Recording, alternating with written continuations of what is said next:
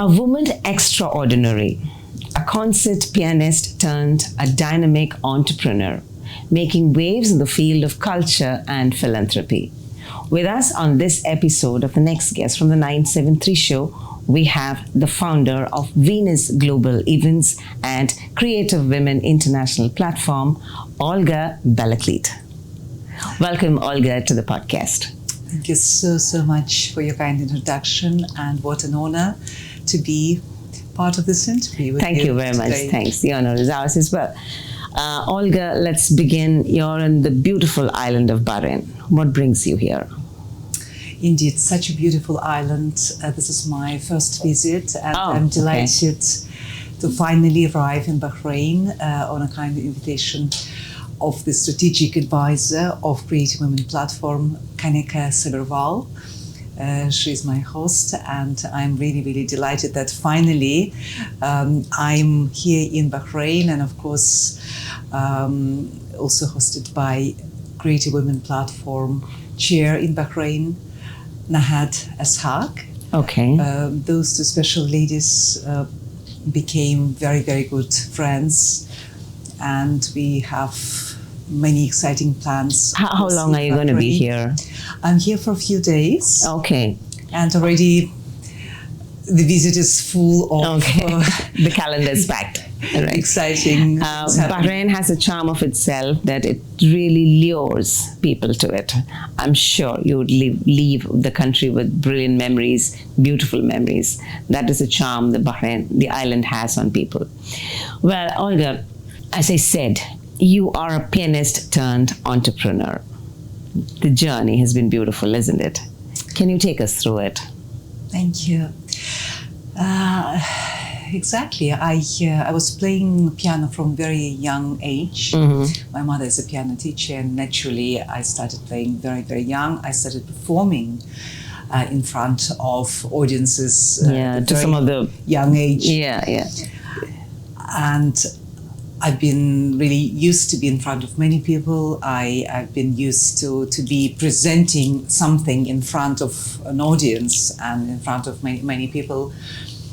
I was born in the south of Russia, and this is where I started my piano lessons and started performing. Then very soon, because of my talents, I've been accepted to a very special school, conservatory school in the cultural capital of Russia, St. Petersburg.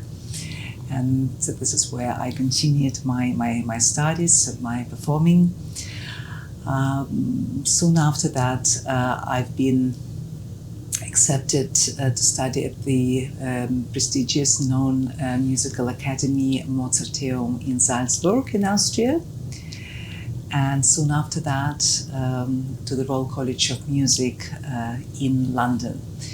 Obviously, studying and performing, receiving invitations from different festivals in different countries. So really performing was a very important part of my life and my upbringing. But where was the twist? Exactly. Where did you turn to Venus Global Events? This is what I'm coming to. But when I still was a student in Russia at the conservatory in St. Petersburg, it happened that I've been challenged. I've been asked to present concerts. Okay. And with them, my fellow students, I've started organizing concerts, events. I've been bringing, putting programs together. I was taking part as a performer in these programs, but I've been organizing the programs. And I never really stopped since that moment. I realized that I can do it. I enjoy it. I like it. And I really never stopped. And a few years later, when I was already in London, and soon after accomplishing my postgraduate course at the Royal College of Music, I felt the need of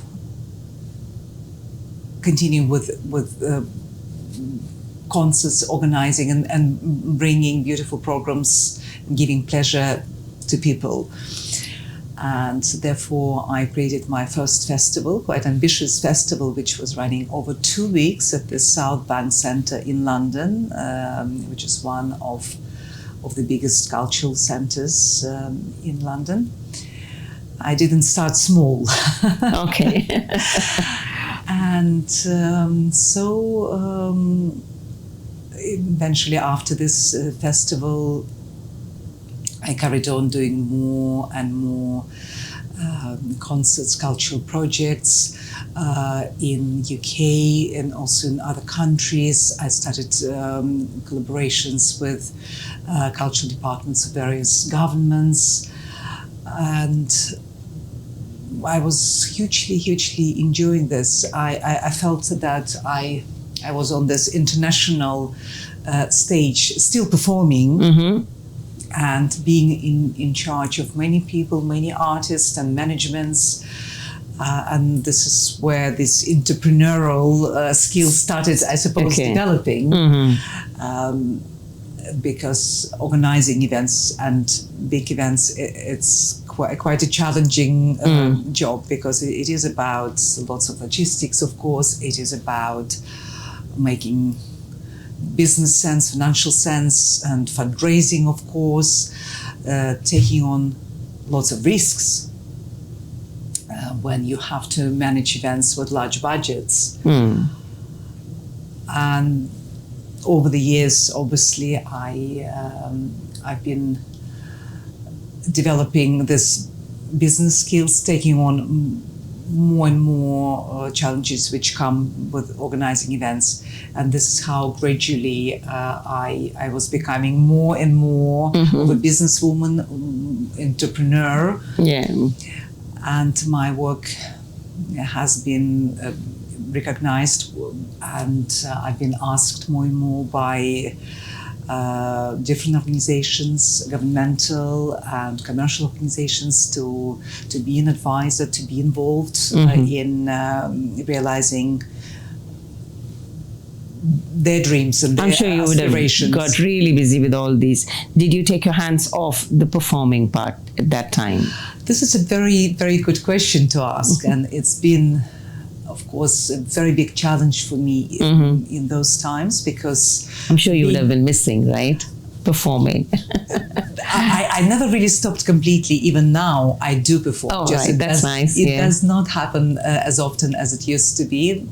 But this is something which is extremely difficult to manage, manage, because obviously, as music and sports, they're similar. You have to keep spending time and practice, which of course is not an easy task when you run companies and big events. And at some point, obviously, I had to make some decisions, and I had to heavily reduce number of performances I would commit to. And even these days, when I'm asked to perform and I'm taking part still as a performer in some projects, I have to manage my schedules extremely well. I have to be maybe selfish, and I don't want to be selfish. I really always want really to be very generous, and I want to give to people as much as I can. But when it comes to performing and organizing and dealing with business and running companies, yes, it can be challenging. Yeah, you have to make choices. And and some choices in life are really difficult, isn't it? Coming to the platform, the Creative Women, tell us more about it. Well, this project is very dear to my heart, and I am so honored that we've reached where we are now with the platform, and we have so much presence around the world and recognition. It started around 8 years ago when I was awarded. I was given an award, Business Woman of the Year award, and I realized that I was awarded as a woman entrepreneur. And I've asked myself the question, what actually I have done for women obviously, I've been organizing different events and cultural and philanthropical events, which were serving very good causes. But the question was what I've done especially for women to be recognized as a female, specifically when I was recognized as a female entrepreneur. And this is how it started. I decided that now I'm going to do something for women. Women, all right, interesting. And this is how the whole journey for creative women started. Okay. I organized first event, conference, under the umbrella of Creative Women. It was not as a platform as such, obviously 8 years ago. It was first event, it was a conference. And then after a few years, after Creative Women was taking part as a once-a-year conference, it slowly developed into something more as a platform with different activities happening in different countries, with the representation in different countries, with many events live and online, where our mentors, our experts would be empowering women, giving their advice in different areas. So is it like a platform where women can become women are members? Of course. And what is the criteria? Who are the members of Creative Women? Members can be welcome anybody, any woman, female entrepreneur who really would like to join us, and we have all actually very, very successful and inspirational business women, younger and older. But practically it can be any lady who believes in creativity in life and in business. This is obviously our motto, why we are creative women. What an unusual name to give to female entrepreneurs. And then the platform offers a lot of mentoring, if I'm right? Exactly. And then we provide mentoring, advice and mentoring in many different fields, in business and finance, in marketing, but also in many inspirational ways as well. Where was the last conference of the platform held? The last event we had actually in Italy, in Milan, at Palazzo Visconti, beautiful place, Palazzo Visconti in Milan. That was last year? It was just in March. So 24. Okay. Yes, it was only very, very recently, and a few months before, we had a forum, Creative Women Forum in London, and both my dear friends and strategic advisor Kanika Sabirwal and our chair in Bahrain, Nahat Ishaq, they've been attending and supporting this forum in London, which started at the House of Parliament. And then after that, we continued for 2 days at Merchant Taylor's Hall in the city of London. We had many inspirational international speakers coming from really just anywhere in the world, including the United States and, of course, from the Gulf region and European countries. What are your thoughts of having the conference in Bahrain? This is what we are planning. Wonderful. This is definitely, and one of the reasons for my stay is really to discuss. See, I got you to the point. Exactly. I never knew this. This is what we are discussing and preparing, and I can't wait to bring Creative Women Conference Forum. We've changed names. Some of our events called forums, some are conferences.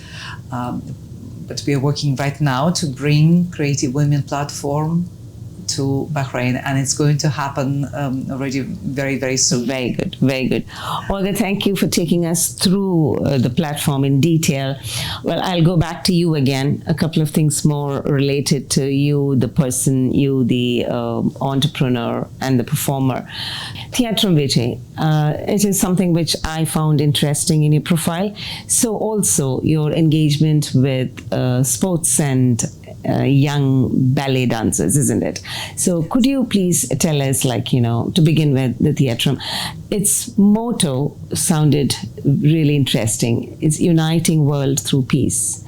And arts. And arts, yeah, because that's something which the world really needs, peace. Yeah. And any bit that can contribute to it can make a big difference. I believe in that. What was your vision in this platform when you curated this? What was in your mind? Well, as you correctly pointed out, we, like never before, need something very, very special which will unite us. Indeed. And whatever we find, whether this is through the arts or anything else, we should really take this on board, and we need to act today. We cannot wait. I didn't come just by myself to this particular concept. I was approached and inspired by a partner, Rafael Persitsky, who suggested to do something which would unite the world through the arts. And of course, me being an artist myself, organizing cultural events, it really spoke to me, and I really, really happily joined the idea and then started developing this concept. And in the last few years, I've been working very intensively on this, and I will continue to do so. And I believe in the next year, we are going to come up with some very, very meaningful events because the world really, really needs it now. Indeed. The world is becoming sadly disjointful, people losing harmony, the connect, and connection, and we need to find ways of restoring this. And arts, of course, could be, I believe, something which the binding force, could really unite us, enjoying performing arts, visual arts, discovering special meaning in this, put together people from different countries, different religions. And I really, really strongly believe that we have to work really, really harder. And I will be doing everything I can to make it happen. Good. So this is obviously quite a mission, but yes. I'm sure many of. As I mentioned in the beginning, every bit can make a difference. It's quite a mission, I agree, but then it's the small drops which make the ocean, right? So Olga, you just mentioned about awards, accolades, and a person like you. Yes, they would come to you, I'm sure. But such recognitions also bring in a lot of responsibility. How do you look at these awards and accolades that have been showered upon you from the world across, even from your home country as well as globally? What do these awards mean to you? Well, I'm a very humble person. Obviously, what I do, I never do this to be recognized and to be awarded. And every time when it happens, I feel really shy about this. But as you correctly said, it is a responsibility. Every time when I get yet another award, I feel very, very grateful, but even more responsible for doing even more, contributing even more to charities, for uniting the world, creating beautiful initiatives which will inspire more people, whether it's art, peace, female entrepreneurs. It is a big responsibility, and I take this responsibility and want to work even harder to bring good things into life of many other people. Right. And we wish you all the very best, because that's what, again, we need, such inspiration. So may you be showered with more laurels. Do you want to tell us something about your family? Thank you very much. Well, here in Bahrain, I'm with my son, John, who is a very talented musician, and in fact, he will be performing. Really? As well. Okay. Where's he going to perform? He's going to perform tonight, actually, at the live music venue Camelot.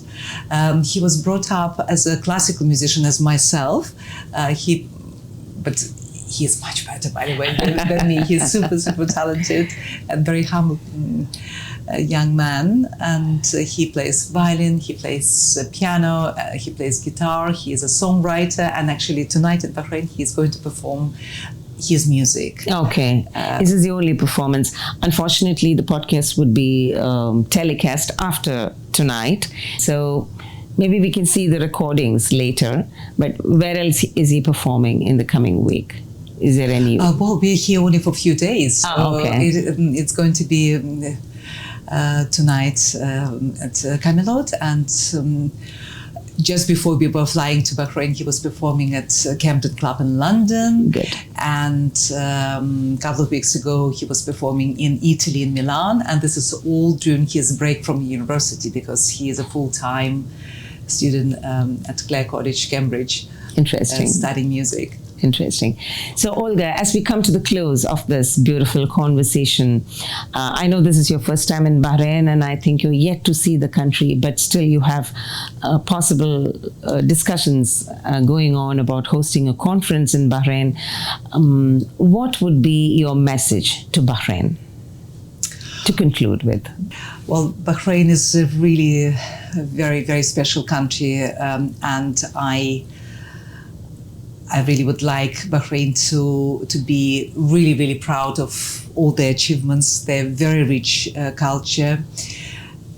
And I would like to encourage more people to come here. And of course, Kanika Sabirwal is such an incredible ambassador, coming to Bahrain years ago and being such a proud representative of Bahrain culture, including Terakep Yes. brand, which she's proudly taking out of Bahrain. And the identity of Bahrain. Yeah. Exactly. And I really, from my side, I really would like to inspire more people to come to Bahrain to discover the beautiful culture of Bahrain and take this away to wherever we are going. We need to more people to discover the beauty of Bahrain. Thank you, Olga. Thank you for joining us. We wish you all the very best in all your future endeavors and engagements, and have a wonderful stay in Bahrain. Thank you so much. What a pleasure it was to meet you today and to be interviewed by you. Thank you. With music in her heart, Olga continues binding the world through music, through her events, through her engagements. We wish all the best, Olga and her engagements. So wait for the next exciting, engaging and interesting guest on the next guest from the 973 show.